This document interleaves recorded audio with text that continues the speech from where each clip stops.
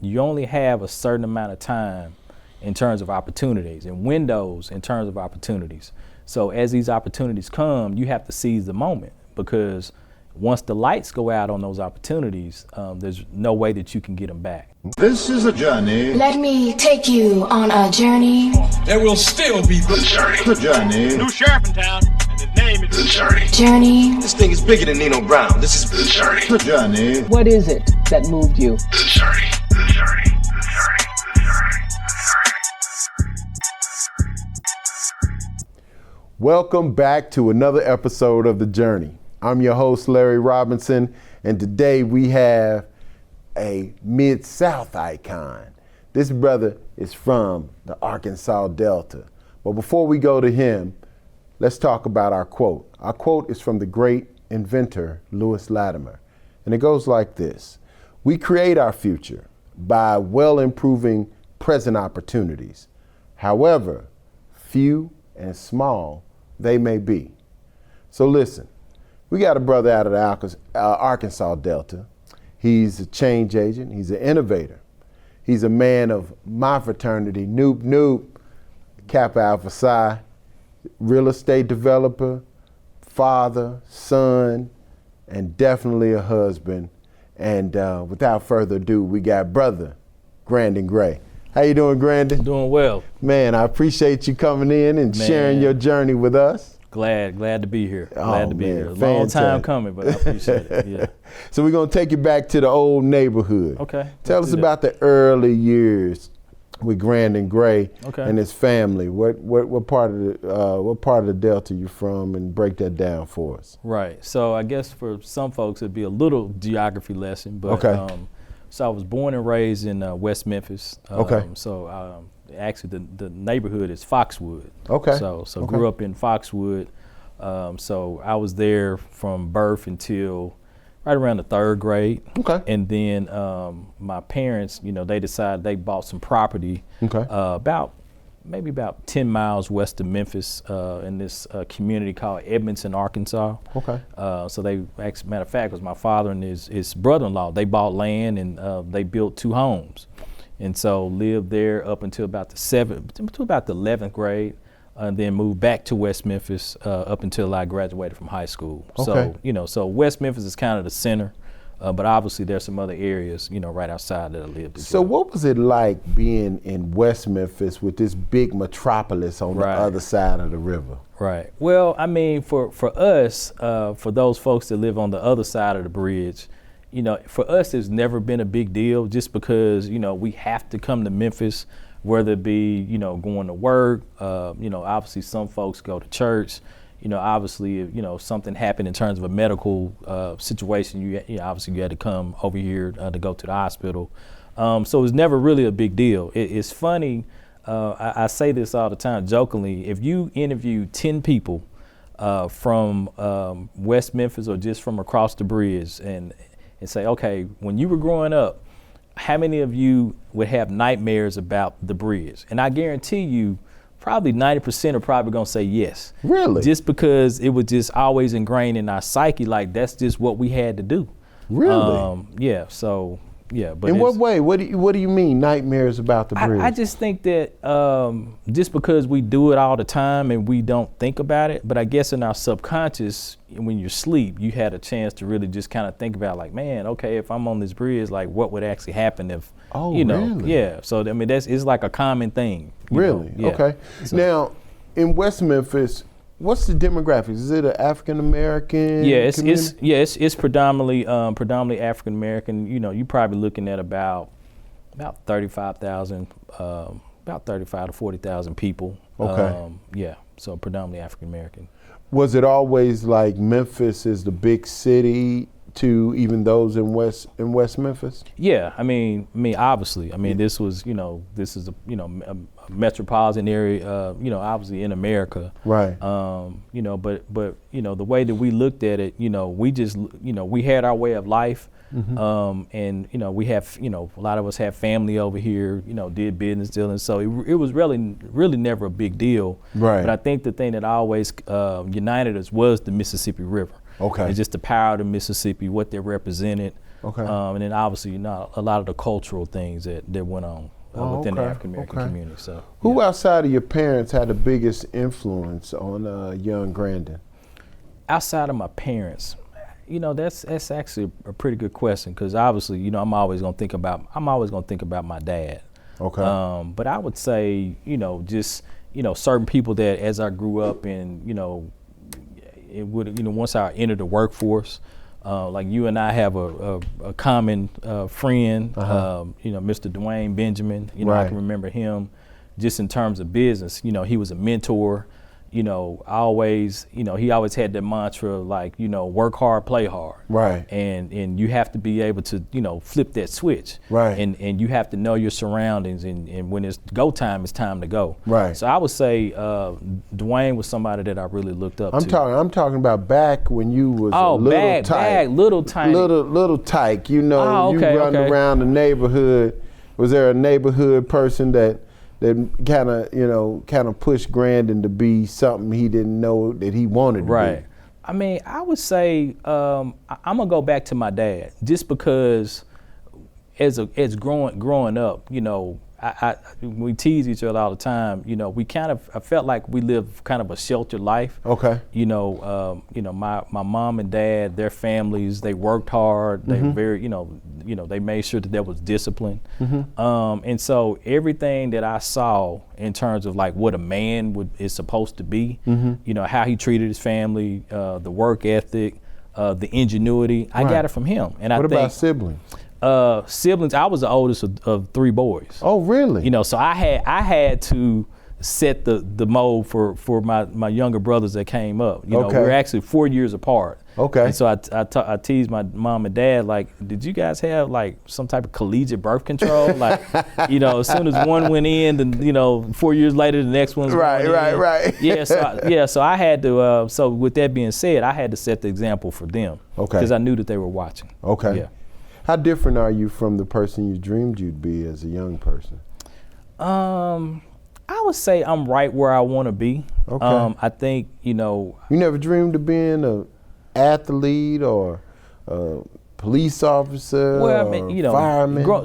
Growing up, I would say basketball was like my favorite sport. Okay. I always, I wasn't like the best player on the team. Okay. But I was always that person like, okay, if you leave me open in that corner for that corner 3, I'm gonna nail it. Okay. Especially if you leave me open. Okay. So I had, so I would say, I had dreams of becoming a professional athlete, specifically on the basketball court. Okay. So I did kind of, I was a big, well, back then it was Memphis State. Okay. Big Memphis State fan. Just Really? because, Keith Lee is from West Memphis. So Right. growing up, I remember watching Tiger basketball. If we couldn't catch the games, back then you could watch it on WKNO on Channel 10. Right. So you can watch. So wait a minute, you're over in Arkansas. You weren't a University of Arkansas fan? No. So like that whole Ty Day, Penny, you have like, I was always pro Memphis just because. Really? Growing up, we didn't have cable growing up in those early years. Right. So, like I said, if we couldn't catch the Memphis State game live, we would stay up at night and catch it on Channel 10 and watch the replay. Oh, yeah. wow. I've never been a fan of the Arkansas Razorbacks. I wish them well, but never been a fan. Okay. When did you know you were going to be okay? At what point in your life could you look in the mirror and say, I can do this thing called life? I would say right after I got into college. I would say it took me about a year or so really just to find who I was. Right. Because I've always been the type of person where always calm, reserved, didn't really say a whole lot. But once I went to college, obviously I'm in a bigger place, more people. And my dad would always, try to, encourage me like, hey, Grandon, you're smart, you're capable, you have a lot to offer. And so I think, I found some friends that I could rally around that understood me. And I think just, dealing with where'd those. You go to school? University of Central Arkansas. Okay. In Conway. All right. And so just with those friends, and obviously a lot of those friends became fraternity brothers. Right. I kind of found my voice, and also found how I could actually lead. Don't necessarily always have to be at the forefront, but also leading by example. So I think I'm a good hybrid. Okay. Yeah. Okay. Last question of the segment. At what point did you, in West Memphis, did you realize that you were a black man?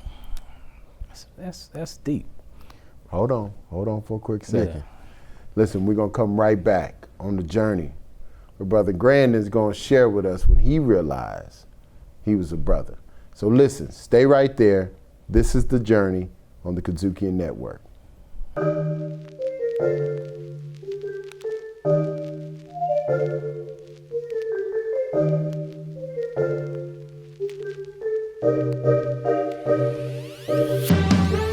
The Boys of Color Conference is here again. The Gentlemen's League and The Journey are hosting the Boys of Color Conference right here in Memphis, Tennessee at Agri Center International. Parents, send your young men in grades 3 through 12 on Saturday, March 29th for a day of learning, inspiration, and mentoring. From coding to boxing to cooking, there's something for everyone. Empower your son to dream bigger, achieve greater, and break barriers.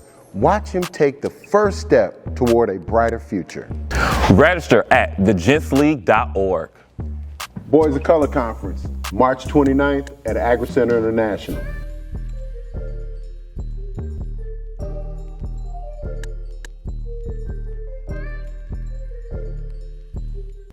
Welcome back to The Journey.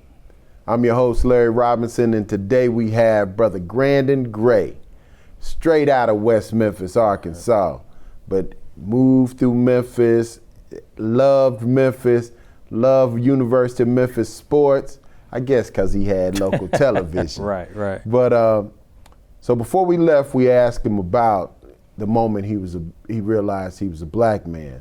But before we get to that, I gotta know, because you're a man of a lot of relationships. For sure. What's your superpower? What's that thing that Grandon does better than anybody else? I would say it's actually kind of a combination. Okay. I would say that I'm a connector.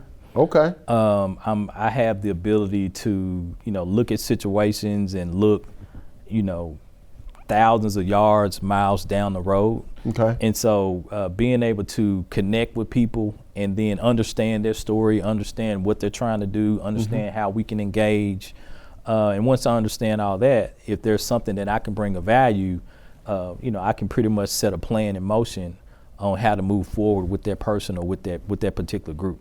Okay. Not everybody. So when you say connector, I guess you mean connecting the dots. Yeah, I mean, obviously, yeah. I mean, it's Okay. just, because, I'm a very detail-oriented person. Okay. Because my grandmother always taught me that, hey, the small things are the things that make the big things. And so I've always taken that to heart. Okay. Even whether it be in a corporate setting, I'll be in a business meeting or be on a call or looking through emails and, so behind the scenes, I'm trying to connect the dot. Okay, who is this person? Who is this group? Is there any connectivity that's already out there that I didn't know about, or maybe the folks that I'm representing didn't know about? Okay. And so, so I would say being a connector and being able to look beyond a situation and looking into the future. Okay, futurist. Yeah.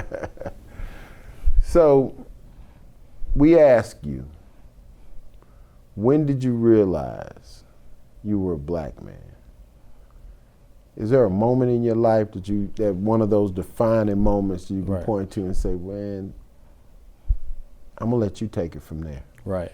Well, I can say that when I really, really understood that I was a black man, it made me think back to a time back when I was telling you about how, my father and his brother-in-law, they moved from West Memphis and moved about 10 miles west of West Memphis, and they had bought, pretty decent size of acreage, and and the people that the land butted up against were some farmers, and they were obviously they were not African American, and so I remember, and I was still a child, so I wasn't really entrenched in the business transaction or what was going on, but I can just remember my dad, coming back home and looking very, very angry. My dad is not the type of person that gets angry easily. Right. And so I remember him going back outside and going and having a conversation with the property owner that was next to us. And of course,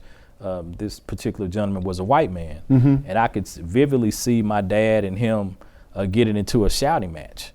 And it was all because this particular gentleman didn't believe that the property was ours or we could actually purchase the property. Wow. And so my dad, when he came back in, he just said, hey, son, there's some people that, they still think the way that folks used to think. And it's all because of the color of our skin. And so at that moment, I always knew that I was, African American, but I think in that moment, I understood, I guess historically, things that my father would tell me about his parents. But that was my first time really seeing it up close and personal. Okay. Yeah. You mentioned your grandmother. Yeah. What did your mom give you? My mom, I would say my mom gave me a level of spirituality. Okay. My mother, back in like the early 80s, she actually became a minister. So she was one of the first African American women in our community that became a minister. And so back then, it was still kind of taboo. And so she had a lot of different things that she had to overcome. Right. But I would say that my level of spirituality came from her. Okay. For sure. Okay. You got 2 other brothers. Right. Who are you closest to? I would say my middle brother Grandon. So you can see we all have G names. Yeah, so it's kind of take B names and put a G in front. So I would say we're the closest. Okay. My youngest brother Lynn, who does not have a G name. Is that why y'all treat him differently? Well, hey, that wasn't our fault. My mom decided not to go with the G's, but no, I think I just think that growing up, just with my father being very busy, my mom had a career. We kind of had each other, and so and I think that it was just that firstborn, secondborn bond, and I think too. He was kind of the wild child and I was kind of more level-headed. So I almost had to make sure that I, kept him on the straight and narrow. So I would say Grandon and I are probably more, we're closer. What do you love about Grandon? Well, I think what I love about him is the fact that you're always gonna know where he stands. Okay. Like he wears his feelings on his sleeves, and that could be a good and a bad thing. Right. But he's very generous. So with that, it has that kind heart. So he's very generous. So that's how I would say that. Okay. Yeah. And he's a Kappa too. Oh, okay. You got all of our brothers are. Really? Yeah. 3 Noops in the house. Right. Okay. Right. All right. How's the transition to adulthood? You went to Central Arkansas. Right. At what point did you meet the Mrs. and where did that relationship go? Yeah. So it actually all started at University of Central Arkansas, or UCA for short. So. I was from West Memphis. She's from Marion. So, Marion and West Memphis are like sister cities. Right. And so she's the type of person, and still to this day, she doesn't really have a lot of female friends. Okay. She rather, I guess is just, she has a lot of male friends more than she does female. And so all the West Memphis boys and the Marion boys kind of came and united, just because we're from Eastern Arkansas and most folks from UCA went, they're from Little Rock Central, so it was kind of like that geography thing that kind of brought us together. Right. So so my wife had some friends that I became friends with, and I remember meeting her, and the first time I met her, she mispronounced my name. She called me Brandon. Okay. Which I knew she knew who I was, because the summer before we went to school, my father and her aunt served on the board. And so they had a little matchmaking session. I didn't know this at the time. And so it was like, hey, where's your son going? Oh, he's going to UCA. Where's your daughter? It's her niece, but where's your daughter? She's going to UCA too. Okay, let's make sure they meet. So we finally met, and Yeah, so she mispronounced my name. I was like, man, who is this? Who is this person? Like, she thinks she's all of that. Oh, wow. And then the other piece of it was she had a boyfriend. Okay. Who went to University of Arkansas, and you already know how I feel about them. Right. And so she was dating him, so I had to kind of wait. But there's a story behind that too. But, okay. Yeah. So, what role did West Memphis and Memphis play in your development as a man and as a businessman? I would say in this part of the world, there's a certain realness to it. I know a lot of times, especially Memphis with the Grizzlies, the grit grind. Right. Obviously I was born and raised with both my parents, but even though some folks are like, it was like the Huxtables, you guys are like the Huxtables, but they don't understand the things that my father and his family and my mother's family had to come through, growing up in the Arkansas Delta, and then, having the resources and coming over to Memphis. And so I think the thing that binds us is the geography, the Mississippi River, right. The culture. So we're all the same. Okay. We all come from the same places. I tease people all the time, like the folks in Chicago, it's like they go up to Chicago, it's like, all right, don't go up there and act like you don't know anybody because you're from here. Right. Right. And so I think it really just, the certain level of realness, the hard work, nothing's gonna be handed to you, and then just a certain level of ingenuity. If you can't figure it out, you have everything inside of you, and collectively with other people to make it happen. And so that's what West Memphis and Memphis has brought to me. Right. Yeah. So your careers, what kind of careers have you had over the years? Yeah, so over my young career, I would still think I'm relatively young. Okay. I worn a lot of different hats. Okay. So once I got out of school, I worked for Department of Human Services for a couple of years, did casework. I really appreciate that job now because, it really helped me know the plight of people and never take things for granted. Okay. And so there I transitioned. I worked as a health educator for University of Arkansas for Medical Sciences in West Memphis. Okay. Did some programming within the hospital, setting up programs. Right. A lot of different things. And then from there, I transitioned into the wonderful world of medical sales and pharmaceutical sales. Okay. Which that was always, growing up in college, I had a couple frat brothers that had gone into that particular career path, and they at the time they were making a lot of money, and I was like, man, they dress nice, they just go from office to office, don't seem like they sweat. Right. Okay, I think I can do that. But it took me a while to get in, but finally once I got in, I was able to have about a 15-year career and won pretty much every award that you can think of. And then after that, that's when the curveball came. Okay. So, what's the curveball? So the curveball was I met a young man by the name of D. Brown who owned a company that I work for now, the P3 Group. Right. At the time, I didn't really understand what that was. I thought that he owned a construction firm and that was it. But we had an opportunity. We met because we're both Kappa men. And we met and mutual acquaintances and a situation came up in the city of West Memphis where the mayor of West Memphis, Mayor McClendon, Marco McClendon, he was wanting to do some municipal buildings. And I said, you know what, I think I got somebody that may be able to help you out. So I introduced D to Mayor McClendon. Okay. And just during that process, I actually got a chance to see what a real estate developer does. Right. I love the level of connectivity because that was kind of my role just early on, which, as I said, that was my superpower. Right. So it's like, you know what, if I can combine my strengths with maybe something, an area that I'm not as good at, and maybe I don't know, I think, this may be a new career for me. Right. And so D came and asked me several times, like, hey, people pay for what you do. And then I just decided, you know what, I'm gonna go out on faith. And then I joined the firm about 5 years ago. So, wow. Yep. Wow. Haven't looked back yet. Haven't looked back. I mean, that's not to say, you do have some days where it's, nothing is easy. I mean, you know this. But I would say I wake up every day with a sense of purpose, and that's never changed. Okay. So, yeah. How far do you have to travel in your career? I mean, it just depends on where the projects are. Okay. For example, we're doing a project in Rock Hill, South Carolina with really? a small HBCU there. Okay.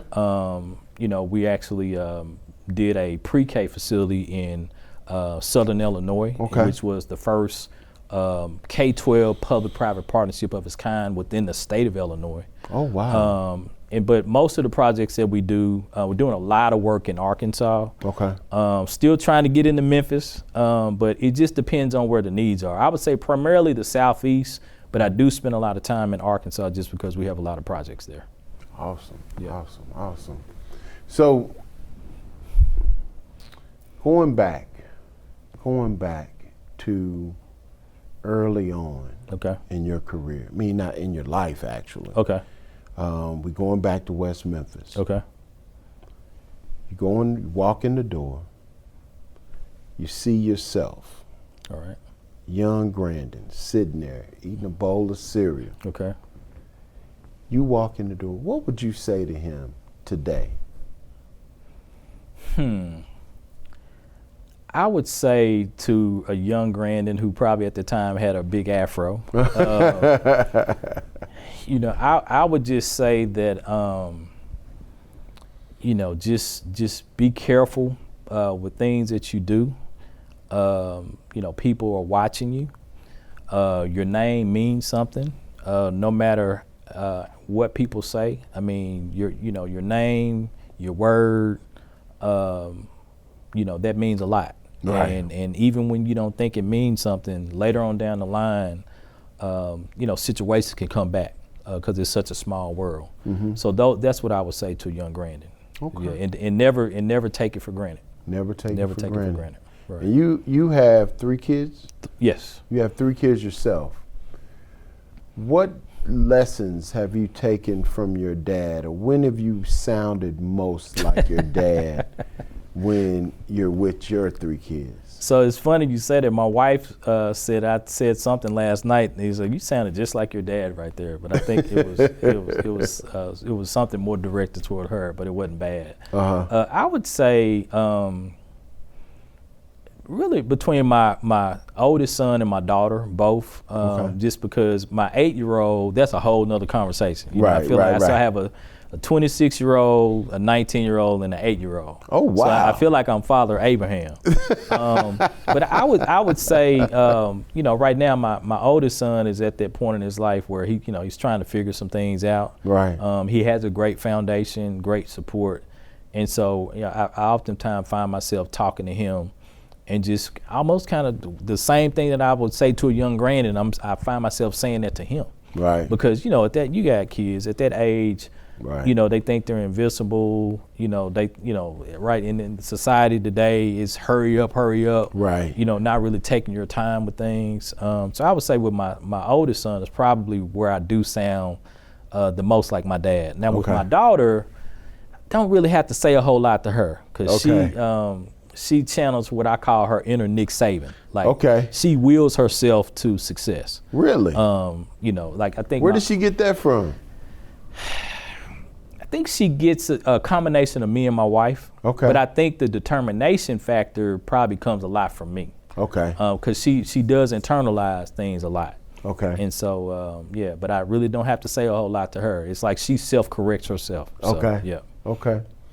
Well, listen, man, we are at the end. And I want there's young men, young boys watching this right now, and I would like you to leave them with something. Okay. To let them know, or that will lock this interview or this conversation into their minds. Right. So that they can take something with them. But I'd like you to leave it right to them directly through that camera. Gotcha. Floor is yours. All right. Well, I have this saying, and a lot of folks have kind of taken this saying, and it kind of goes like this: make hay while it's day. Now, what I mean by that is that you only have a certain amount of time in terms of opportunities and windows in terms of opportunities. So as these opportunities come, you have to seize the moment, because once the lights go out on those opportunities, there's no way that you can get them back. So make hay while it's day. Wow. We create our future by well improving present opportunities, however few and small they may be. That was about opportunities. Listen, keep coming back. We're going to keep bringing these icons to you. We're going to keep showing you and dropping breadcrumbs along the way so you know the road to living a successful life. I'm Larry Robinson, host of The Journey. For our guest, brother, Appreciate it. Grandon Gray. Listen, like I said, keep coming back because we are. Till next time, take care. Thank you to our partner, the Grand Boulé of Sigma Pi Phi Fraternity Delta Chapter. To hear more incredible stories like this, be sure to download the Kudzukian app from the App Store or Google Play, or check out the Journey Memphis podcast on all your major podcast providers. Also, check us out on the Kudzukian Network.